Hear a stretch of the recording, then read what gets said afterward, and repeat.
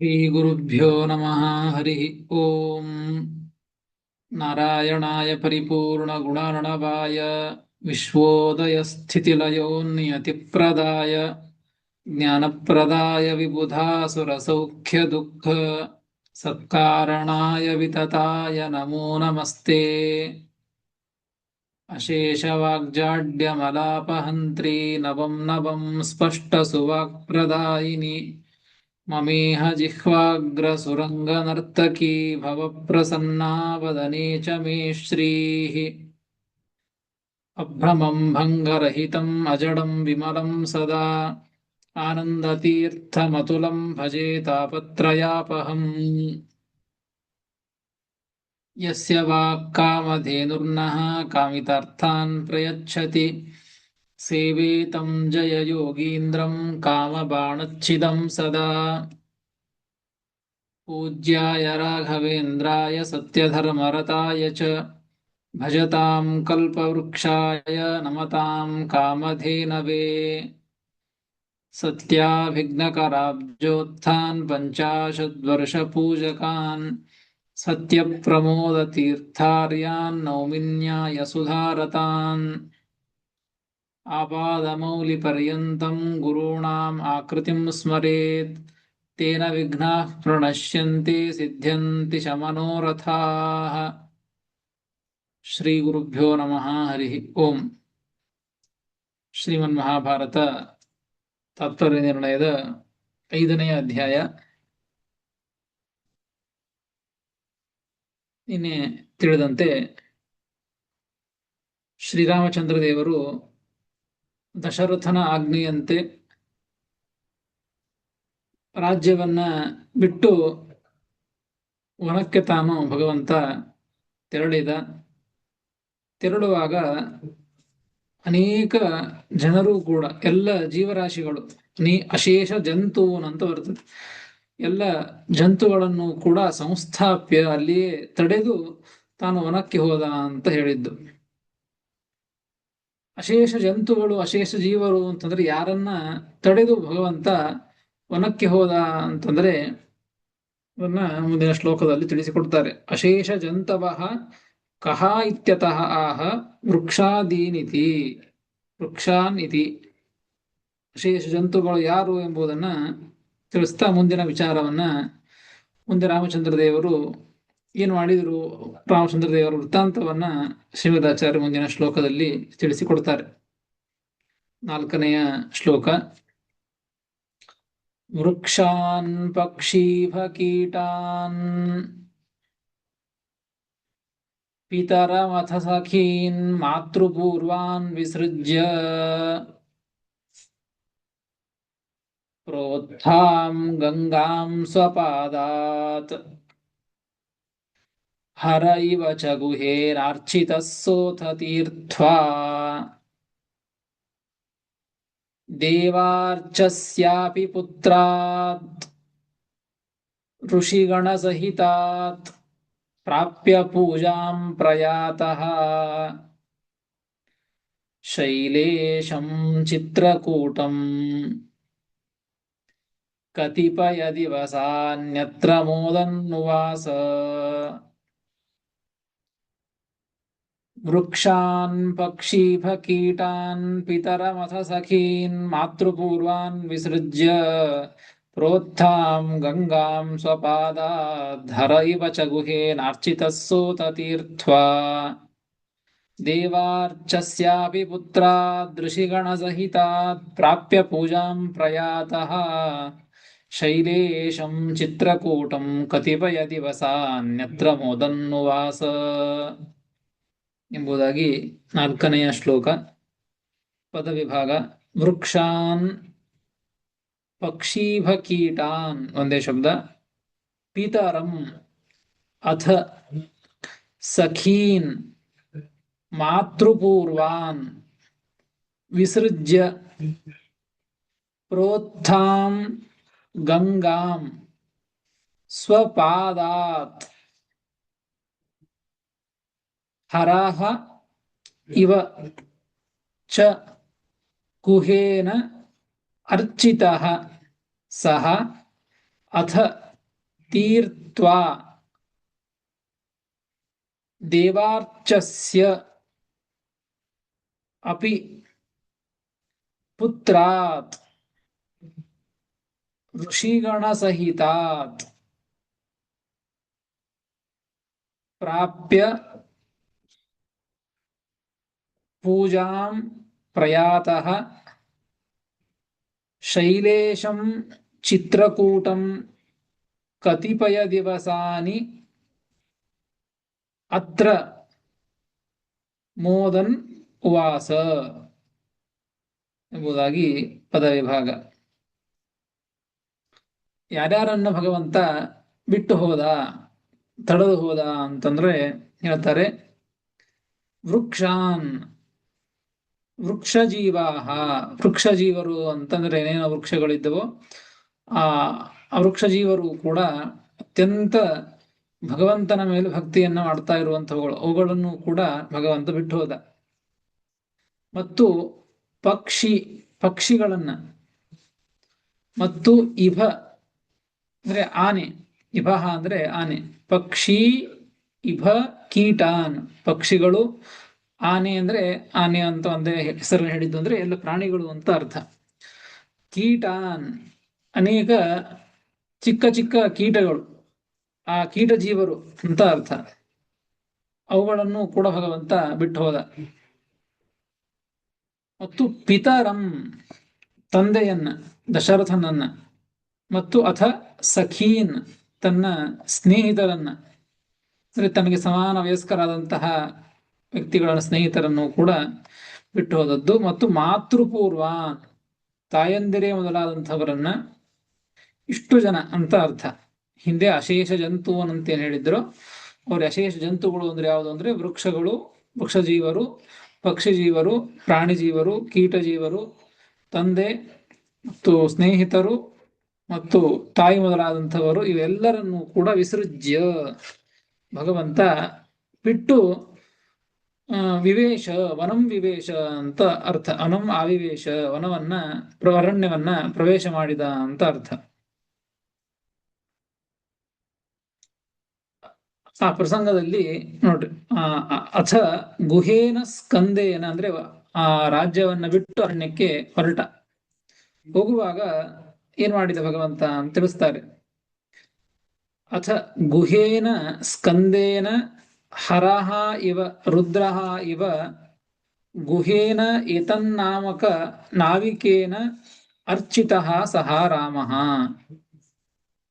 ಎಲ್ಲರನ್ನ ಬಿಟ್ಟು ಹೋಗುವಾಗ ಹೇಗೆ ರುದ್ರದೇವರು ಸ್ಕಂದನಿಂದ ಪೂಜೆಗೊಳ್ತಾರೋ, ಅದನ್ನು ಹೇಳಿದ್ದು. ಗುಹ ಎಂಬುದಕ್ಕೆ ಸ್ಕಂದ ಅಂತ ಅರ್ಥ ಇದೆ. ಹರಹ ಗುಹೇನ ಇವ, ರುದ್ರದೇವರು ಗುಹನಿಂದ ಪೂಜೆಗೊಳ್ಳುವಂತೆ ರಾಮದೇವರು ಕೂಡ ಗುಹೇನ ಅರ್ಚಿತಃ, ಗುಹ ಅಂತ ಅದೇ ಹೆಸರಿನ ಒಬ್ಬ ನಾವಿಕ, ಹಡಗು ಓಡಿಸುವವ. ಹೀಗಾಗಿ ಆ ನಾವಿಕನಿಂದ ಅರ್ಚಿತಃ ಸಹ ರಾಮ, ಅವನಿಂದ ಪೂಜೆಗೊಂಡ ಭಗವಂತ. ಅಂದ್ರೆ ಪರಮ ಭಗವದ್ಭಕ್ತ ಇದ್ದ ಅವನು, ವೈಷ್ಣವ ವಿಷ್ಣು ಭಕ್ತ ಇದ್ದ.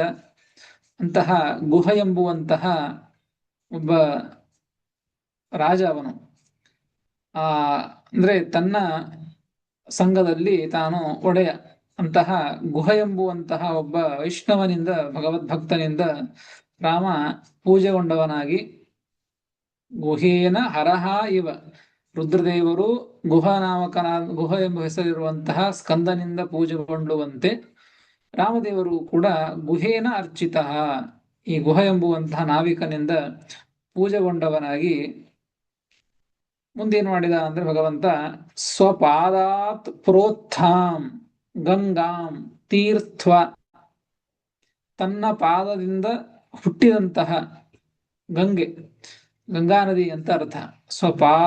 ಸ್ವಪಾದಾತ್ ಪ್ರೋತ್ಥಾಂ ಗಂಗಾಂ, ತನ್ನ ಪಾದದಿಂದ ಉತ್ಪನ್ನವಾದಂತಹ ಗಂಗಾ ನದಿಯನ್ನ ಭಾಗೀರಥಿ ತೀರ್ಥ್ವ, ಅದನ್ನ ದಾಟಿದ ಭಗವಂತ ಆ ನಾವಿಕನ ಮುಖಾಂತರವಾಗಿ. ಮುಖಾಂತರವಾಗಿ ಅವನಿಂದ ಪೂಜೆಗೊಂಡವನಾಗಿ ಆ ಗುಹ ಎಂಬುವಂತಹವನು ನಾವಿಕ ರಾಮಚಂದ್ರ ದೇವರನ್ನ, ಗಂಗಾ ನದಿಯನ್ನ ದಾಟಿಸಿದ.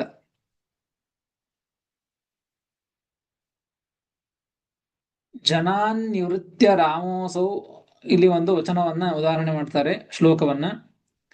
ಜನಾನ್ ನಿವೃತ್ಯ ರಾಮೋಸೌ ಜಗಾಮಶ ಗುಹಾಶ್ರಮಂ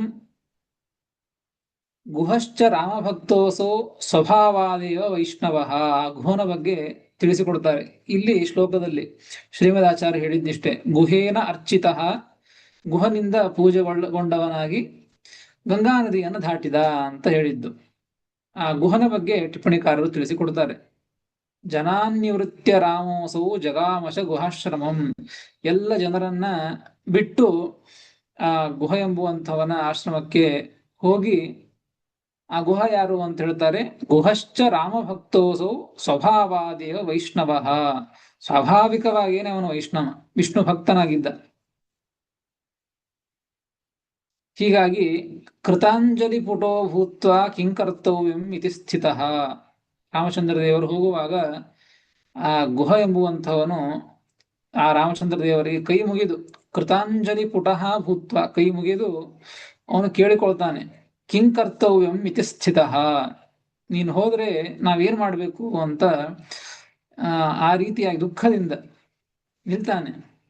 ಹೀಗಾಗಿ ಗುಹೋಪನೀತ ನಾವಾತು ತಾಂ ಗಂಗಾಂ ಸಮಪದ್ಯತ, ಅದಕ್ಕಾಗಿ ಭಗವಂತ ಅವನಿಗೆ ಅನುಗ್ರಹವನ್ನು ಮಾಡುವುದಕ್ಕಾಗಿ, ಆ ನದಿಯನ್ನ ದಾಟುವುದಕ್ಕಾಗಿ ಅವನ ಒಂದು ನಾವಿಯಲ್ಲೇನೆ ಹೋಗ್ತಾನೆ ಭಗವಂತ, ದಾಟಿಸ್ತಾನೆ ಅವನು.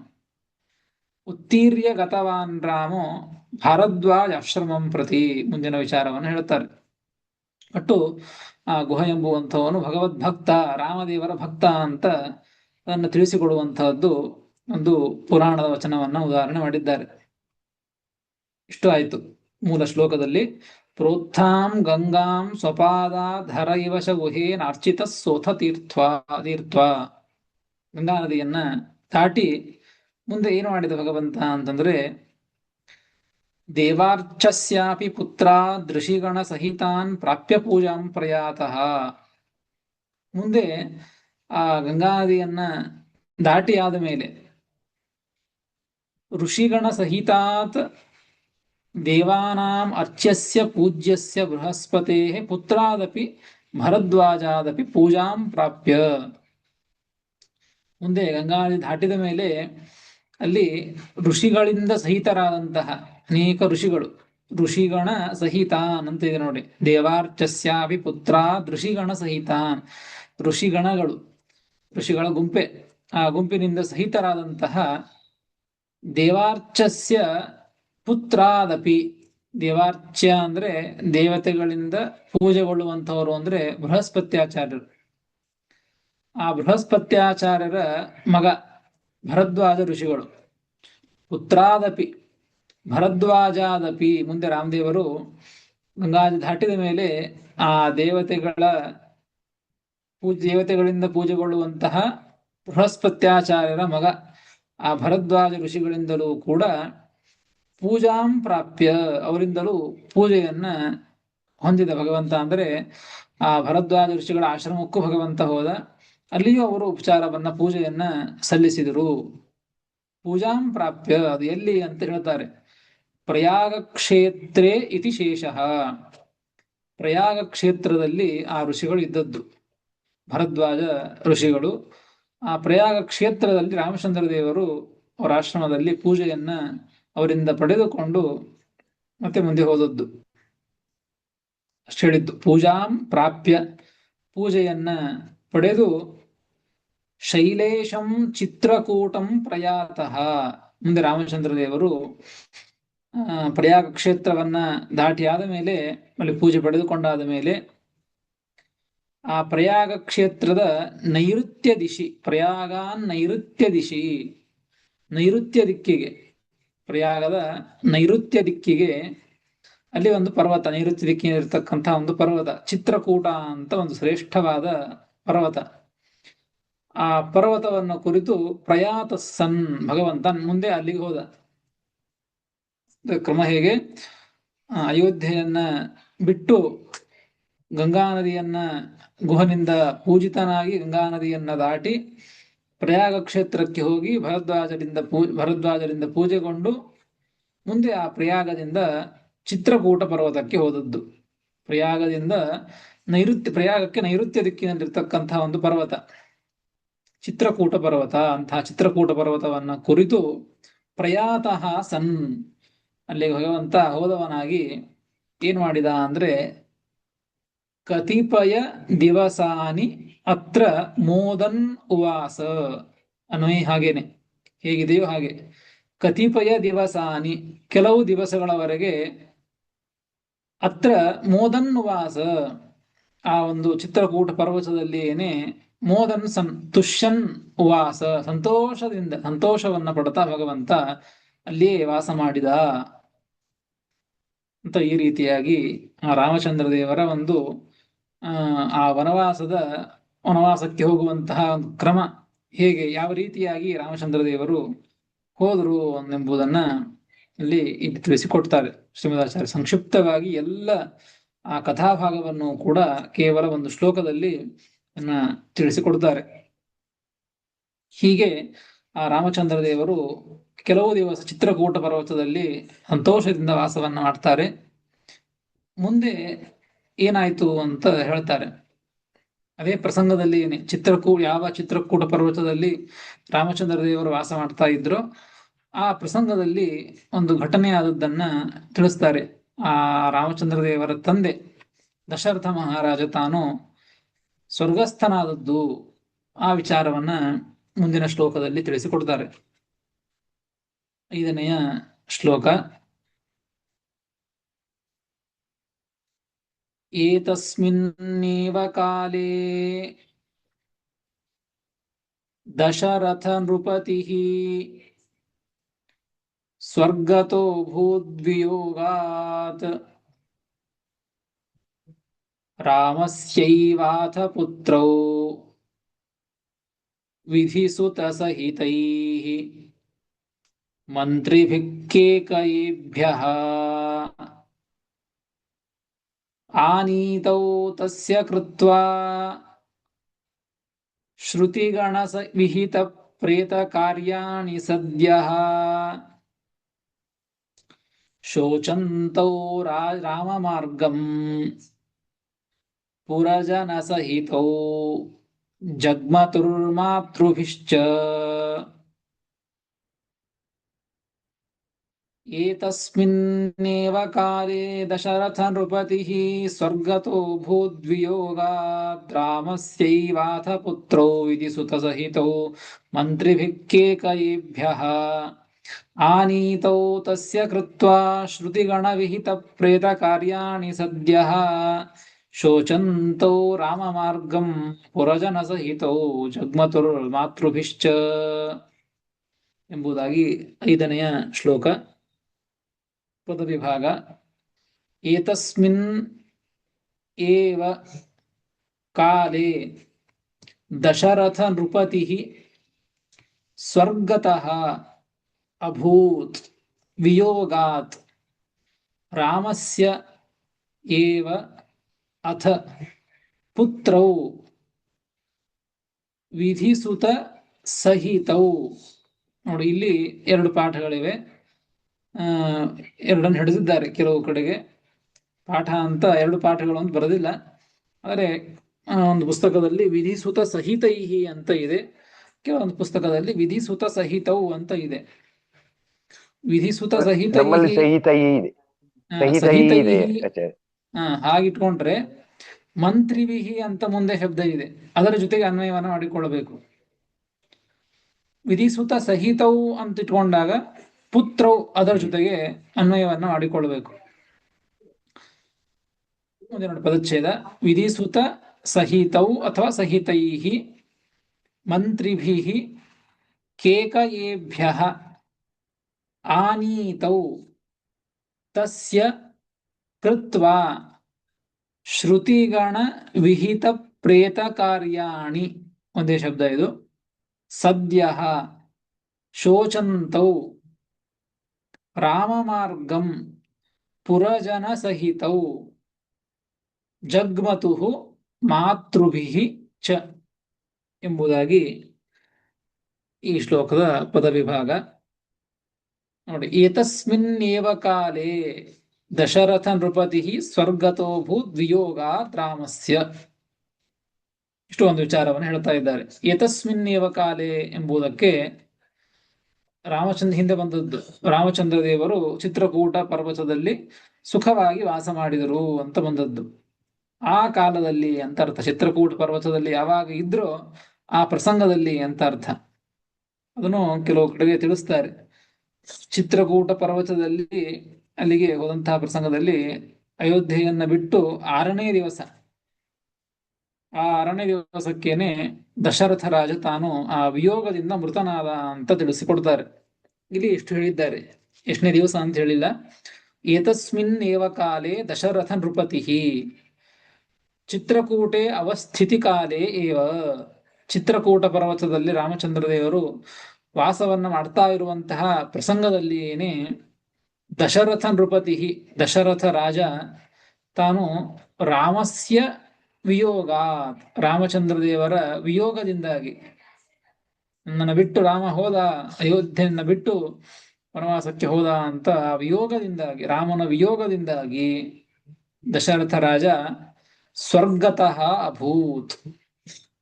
ಸ್ವರ್ಗತಃ ಎಂಬುದಕ್ಕೆ ಸ್ವಹ ಪರಲೋಕಂ ಗತಃ ಅಭೂತ್, ಪರಲೋಕವನ್ನು ಕುರಿತು ಹೋದವನಾದ ಅಂದ್ರೆ ಮೃತನಾದ ಅಂತ ಅರ್ಥ. ಚಿತ್ರಕೂಟ ಪರ್ವತದಲ್ಲಿ ಇದ್ದಾಗ ದಶರಥ ಅಲ್ಲಿ ತಾನು ಮೃತನಾದದ್ದು. ಅಥ ಅನಂತರ ಮುಂದೆ ಇದೆ ನೋಡಿ, ರಾಮಸ್ಯೈವಾಥ ಅಂತಿದೆ. ಅಥ ಅನಂತರ ಅಂದ್ರೆ ಮೃತ್ಯಂತರಂ, ಮೃತಿಯಾದ ಮೇಲೆ, ದಶರಥನ ಮರಣವಾದ ಮೇಲೆ ಏನ್ ಮಾಡಿದರು ಅಂತಂದ್ರೆ ವಿಧಿಸುತ ಸಹಿತವು ಅಂತ ಹಿಡಿದು ಪುತ್ರವು ಅಂತ ಅನ್ವಯ ಮಾಡಿಕೊಂಡಿದ್ದಾರೆ ಟಿಪ್ಪಣಿಕಾರರು. ವಿಧಿಸುತೇನ ವಸಿಷ್ಠೇನ ಸಹಿತವು, ವಿಧಿಸುತ ಬ್ರಹ್ಮದೇವರ ಮಗನಾದಂತಹ ವಸಿಷ್ಠರು ಅವರಿಂದ ಸಹಿತರಾದಂತಹ ಪುತ್ರವು ಭರತ ಶತ್ರುಘ್ನೌ ಅಂತ ಅನ್ವಯ ಅರ್ಥ. ಭರತ ಶತ್ರುಘ್ನೌ ಅಂದ್ರೆ ಮರಣವಾದ ಮೇಲೆ ವಸಿಷ್ಠರಿಂದ ಸಹಿತರಾಗಿ ಆ ಇಬ್ಬರು ಮಕ್ಕಳು, ದಶರಥನ ಮಕ್ಕಳು ಭರತ ಶತ್ರುಘ್ನರು, ಆ ಇಬ್ಬರನ್ನು ಕೂಡ ಮಂತ್ರಿಭಿಹಿ ಕೇಕಯೇಭ್ಯ ಆನೀತವು, ಮಂತ್ರಿಗಳು ಸಮಾಲೋಚನೆ ಮಾಡಿದರು. ಹೇಗೆ ಮುಂದಿನ ಕಾರ್ಯವನ್ನ ಹೇಗೆ ಏನ್ ಮಾಡೋದು ಅಂತ ಸಮಾಲೋಚನೆಯನ್ನ ಮಾಡಿ ಆ ಮಂತ್ರಿಗಳಿಂದ ಕರೆಸಿಕೊಳ್ಳಲ್ಪಟ್ಟವರಾದ್ರು, ಅಂದ್ರೆ ಮಂತ್ರಿಗಳು ಅವರನ್ನ ಕರೆಸಿದರು. ಅವರು ಭರತ ಶತ್ರುಘ್ನರಿಬ್ಬರು ಕೂಡ ಕೇಕಯ ದೇಶಕ್ಕೆ ಹೋಗಿದ್ರು. ಅಲ್ಲಿ ಇದ್ದದ್ದು ಅವರು ಆ ಪ್ರಸಂಗದಲ್ಲಿ. ಕೇಕಯೇಭ್ಯ ಆನೀತೌ, ಕೇಕಯ ವಿಷಯೇಭ್ಯ ಆನೀತೌ ಅಯೋಧ್ಯಾಂ ಪ್ರತಿ ಇತಿ ಶೇಷ, ಅಯೋಧ್ಯೆಯನ್ನು ಕುರಿತು ಅವರನ್ನ ಕರೆಸಿದ್ರು. ನಿಮ್ಮ ತಂದೆ ಮೃತನಾಗಿದ್ದಾನೆ ದಶರಥ ರಾಜ, ಅದಕ್ಕೆ ಬರಬೇಕು ಅಂತ ಕರೆಸಿದ್ರು ಮಂತ್ರಿಗಳು ಅವರನ್ನ. ಯಾಕೆ ಮೃತನಾದದ್ದು ಆ ಪ್ರಸಂಗದಲ್ಲಿ ಅಂತ ಅಲ್ಲಿಕ್ಕೆ ಟಿಪ್ಪಣಿಕಾರ ಹೇಳ್ತಾರೆ. ವಿಪ್ರಶಾಪ ದಶರಥಸ್ಯ ಪುತ್ರಾಣಾಂ ವಿಯೋಗ ಕಾಲೇ ಮೃತಿ ಅಭೂಜಿತಿ ಭಾವ.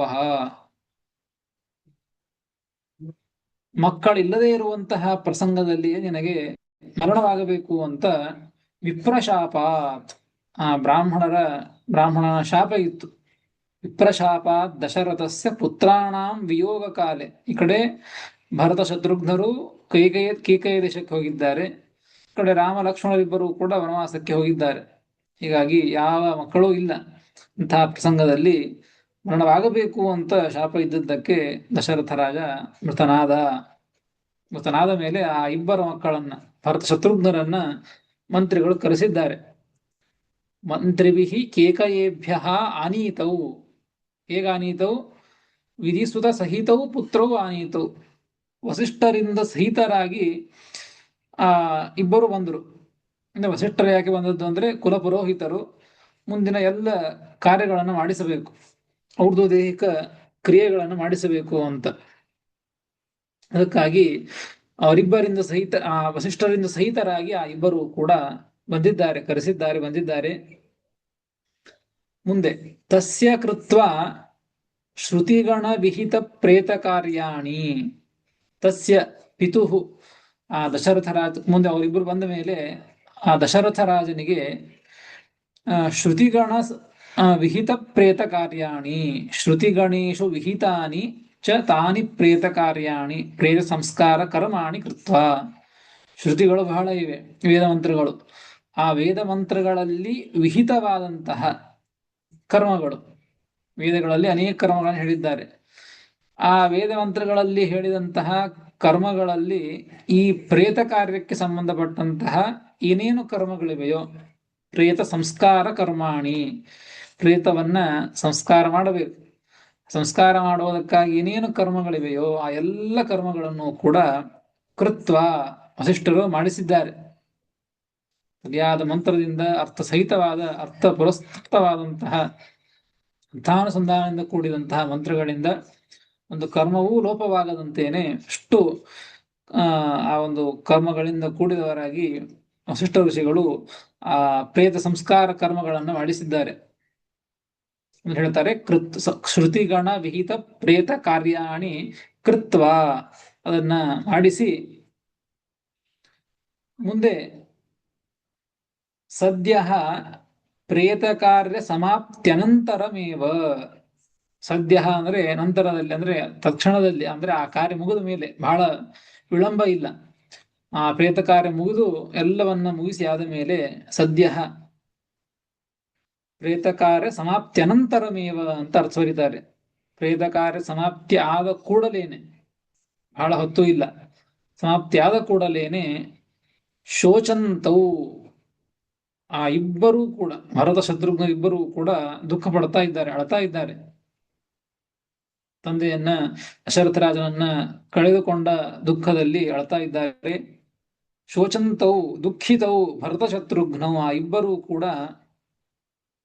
ಏನ್ ಮಾಡಿದರು ಅಂತಂದ್ರೆ ಪುರಜನ ಸಹಿತವು, ಪುರಜನರಿಂದ ಸಹಿತರಾದವರಾಗಿ, ಅಂದ್ರೆ ಎಲ್ಲ ಊರಿನ ಜನರೆಲ್ಲರೂ ಕೂಡ ಅವರ ಬೆನ್ನು ಹತ್ತಿದ್ದಾರೆ. ಅವರಿಂದ ಕೂಡಿದವರಾಗಿ ಇಬ್ಬರೂ ಕೂಡ, ಅಷ್ಟೇ ಅಲ್ಲ ಮಾತೃಭಿಶ್ಚ ಸಹಿತವು ಅಂತ ಅರ್ಥ. ಪುರಜನ ಸಹಿತವು ಮಾತೃಭಿಶ್ಚ, ಆ ತಾಯಿಯಂದಿರಿಂದಲೂ ಕೂಡ ಸಹಿತರಾದವರಾಗಿ, ಅಂದ್ರೆ ತಾಯಂದಿರು ಕೂಡ ಅವರ ಬೆನ್ನು ಹತ್ತಿದ್ದಾರೆ, ಅವ್ರನ್ನ ಅನುಸರಿಸ್ತಾ ಇದ್ದಾರೆ. ಎಲ್ಲ ಊರಿನ ಜನರು ಕೂಡ ಭರತ ಶತ್ರುಘ್ನರನ್ನ ಅನುಸರಣೆ ಮಾಡ್ತಾ ಇದ್ದಾರೆ, ತಾಯಂದಿರು ಕೂಡ ಅನುಸರಣೆ ಮಾಡ್ತಾ ಇದ್ದಾರೆ. ಎಲ್ಲರೂ ಕೂಡ ಏನ್ ಮಾಡಿದ್ರು ಅಂದ್ರೆ ರಾಮ ಮಾರ್ಗಂ ಜಗ್ಮತುಹು. ಈ ರಾಮ ಮಾರ್ಗಂ ಅಂದ್ರೆ ರಾಮೇಣ ಗತಂ ಮಾರ್ಗಂ ಅನುಜಗ್ಮತುಹು. ರಾಮಚಂದ್ರ ದೇವರು ಯಾವ ದಾರಿಯಲ್ಲಿ ಹೋಗಿದ್ದಾರೋ, ಯಾವ ದಾರಿಯ ಮುಖಾಂತರವಾಗಿ ಹೋಗಿದ್ದಾರೋ, ರಾಮೇಣ ಗತಂ ಮಾರ್ಗಂ, ರಾಮನಿಂದ ಹೋಗಲ್ಪಟ್ಟಂತಹ ಮಾರ್ಗ ಏನಿದೆಯೋ, ಅಂದ್ರೆ ಯಾವ ಮಾರ್ಗದಲ್ಲಿ ರಾಮಚಂದ್ರ ದೇವರು ಹೋಗಿದ್ದಾರೋ ಅಂತಹ ಮಾರ್ಗವನ್ನ ಅನುಜಗ್ಮತುಹು, ಆ ಭರತ ಶತ್ರುಘ್ನರಿಬ್ಬರೂ ಕೂಡ ಪುರ ಜನರಿಂದ ಸಹಿತರಾದವರಾಗಿ, ತಾಯಂದಿರಿಂದ ಸಹಿತರಾದವರಾಗಿ ಆ ಮಾರ್ಗವನ್ನೇ ಅನುಸರಣೆ ಮಾಡಿದರು. ಆ ಮಾರ್ಗವನ್ನು ಹಿಡಿದುಕೊಂಡು ತಾವು ಕೂಡ ರಾಮಚಂದ್ರ ದೇವರ ಹತ್ತಿರಕ್ಕೆ ಹೊರಟರಿಬ್ಬರು ಕೂಡ ಅಂತ ಈ ಕಥಾಭಾಗವನ್ನ ತಿಳಿಸಿ, ಮುಂದೆ ಆ ಭರತ ಶತ್ರುಘ್ನರೆಲ್ಲ ಊರಿನ ಜನ ತಾಯಂದಿರೆಲ್ಲರೂ ಕೂಡ ರಾಮನ ಹತ್ತಿರ ಹೋದಂತಹ ವಿಚಾರವನ್ನ, ಮುಂದಿನ ವಿಚಾರವನ್ನು ಕೂಡ, ಕಥಾಭಾಗವನ್ನ, ನಿರ್ಣಯವನ್ನು ಕೂಡ ಮುಂದಿನ ಶ್ಲೋಕಗಳಲ್ಲಿ ತಿಳಿಸಿಕೊಡ್ತಾರೆ. ಅದನ್ನು ಮತ್ತೆ ಮುಂದೆ ತಿಳಿದುಕೊಳ್ಳೋಣ ಅಂತ ಹೇಳ್ತೇನೆ. ಶ್ರೀಕೃಷ್ಣ ಅರ್ಪಣಮಸ್ತು. ಹರೇ ನಮಃ. ಶ್ರೀಕೃಷ್ಣ ಹರೇ